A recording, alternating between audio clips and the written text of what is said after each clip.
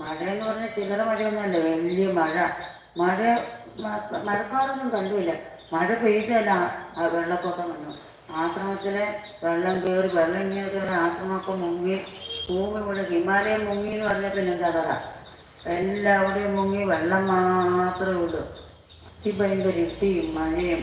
ആശ്രമം മുങ്ങി, കരയായ കരയൊന്നും കാണാനില്ല. ഈ മകച്ച് വേഗം എന്ത് ചെയ്തു, ഇപ്പം നീന്താനേ വരുള്ളൂ.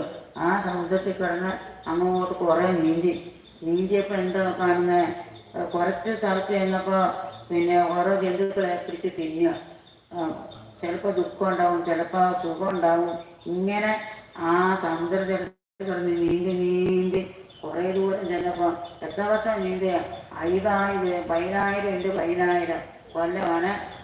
ഒരു 10,000 കൊല്ലം ആ സമുദ്രത്തിൽ കിടന്ന് ഇങ്ങനെ നീന്തി ഇങ്ങനെ പോകുമ്പോൾ ദൂരെ ആലമരം. ആൽമരത്തിൻ്റെ ഒരില ഇങ്ങനെ വെള്ളത്തിലേക്ക് താണു കിടക്കുന്നു. അത് ആ ആലിലയിൽ ഒരു നീല പ്രകാശം. കുറച്ചുകൂടെ അടുത്ത് പോയി നോക്കുമ്പോൾ അത് നല്ലൊരു കുഞ്ഞു കൃഷ്ണൻ. അങ്ങനെ ഒരു കാലിലെ വിരലെടുത്ത് വായിൽ വെച്ചിട്ട് ഇങ്ങനെ നിൽക്കുകയാണ്. ആലിൽ ഇങ്ങനെ കിടക്കാം.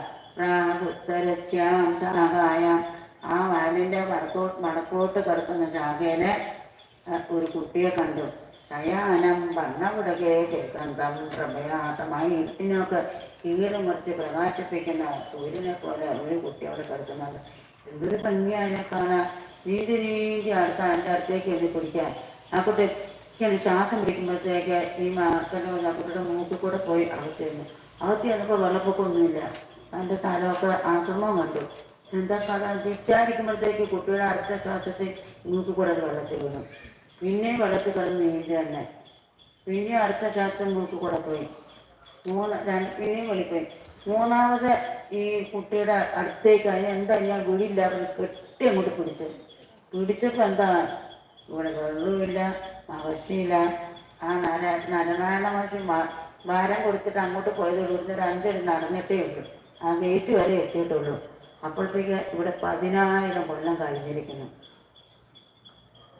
മഹർഷിക്ക് മനസ്സിലായി, ഇനി എനിക്ക് മായയെ കാണണ്ടാന്നായി.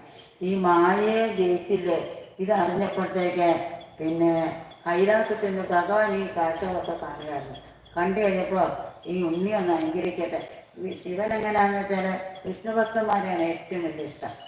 അപ്പോൾ ഈ ഉണ്ണി ഒന്ന് അനുഗ്രഹിക്കട്ടെ എന്ന് പറഞ്ഞ് ഭഗവാൻ പിന്നെ പാർവതി പറഞ്ഞാണ് ഉണ്ടായത്. ഇങ്ങനെ രണ്ടുപേരും കൂടെ ഇവിടെ മാർക്കണ്ഡേയൻ്റെ അടുത്ത് വന്ന് നിൽക്കും. മാർക്കണ്ഡൻ കണ്ണേ തുറക്കുന്നില്ല. വേഗം ഉള്ളിലത്തെ വിഷ്ണുവിൻ്റെ സ്വരൂപത്തെ ഭഗവാൻ മറ്റൻ കണ്ണങ്ങ് വേഗം തുറന്നപ്പോൾ നേത്രേ ഉണ്ണീൻ്റെ കണ്ണ് തുറന്ന് കിടന്നപ്പോൾ ശകനം സോമയാഗതം ദുഃഖം ത്രയോഗകുരം നാമചരകം. ശിവനെയും പാർവതിയും കൂടെ കണ്ട സമയത്ത് വേഗം വീണ്ടും നമസ്കരിച്ചു. നമശിവായ നമശിവായ എന്ന് പറഞ്ഞ നമശിവായൊക്കെ ചോദിച്ചു, ചോദിച്ചു, നമസ്കരിച്ചു. അപ്പം ഭഗവാൻ പറഞ്ഞു, ഞാൻ ഉണ്ണിക്കൊരു വരം തരാൻ വേണ്ടി വന്നതാ. ഭഗവാനെ എനിക്ക് വരമൊന്നും വേണ്ട. അങ്ങനെ പറഞ്ഞാൽ പറ്റില്ല. ഇങ്ങനെ ഈ എന്നെ മയക്കണ്ട ഭഗവാനെ. ഈ വരമൊക്കെ തന്ന് പ്രലോഭിച്ചാൽ ഞാൻ പിന്നെ വീണ്ടും ഈ സംസാരത്തിൽ തന്നെ വരും. അതുകൊണ്ട് എനിക്ക് വരമൊന്നും വേണ്ട. അങ്ങനെ പറഞ്ഞാൽ പറ്റില്ല. എന്നാൽ എനിക്കൊരു വരം വേണം. വരമേകം വൃണേതാവി പൂർണ്ണാസാമാവിവർഷനാൽ ഭഗവത്തച്യുതാം ഭക്തി തൽപരേഷു തഥാതുയി. അങ്ങനെയെങ്കിൽ എനിക്ക് ഒരേ ഒരു വരം തന്നാൽ മതി. എന്താണ്? ആ പൂർണ്ണമായിരിക്കുന്ന ഭഗവാൻ അച്യുതനിലെ ഉറച്ച ഭക്തി ഉണ്ടാവണം.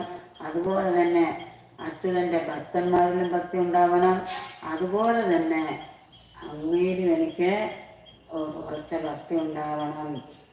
അതാസ്തു പറഞ്ഞു. അപ്പോൾ പാർവതി പറഞ്ഞു, ഞാൻ എൻ്റെ ഉണ്ണിയെ കാണാൻ എന്നിട്ട് എനിക്കൊരു വരം കൊടുക്കണ്ടേ? ഞാൻ എൻ്റെ സ്പെഷ്യൽ വരം കൊടുക്കാം. അങ്ങനെ പുണ്യം അജരാമര. അങ്ങനെ ഒരിക്കലും ജരാമര ഉണ്ടാവില്ല, അന്ന് അജരനായിരിക്കും. എന്ന് മാത്രമല്ല അങ്ങൊരു പുരാണാചാര്യനുമായി തീരും. ആ പാർവതിയുടെ അനുഗ്രഹം കൊണ്ടാണ് മാർക്കണ്ഡേയ പുരാണമാണ് മാർക്കണ്ഡേയ പുരാണം എന്ന് പറയുന്നത്. അത് കഴിഞ്ഞ്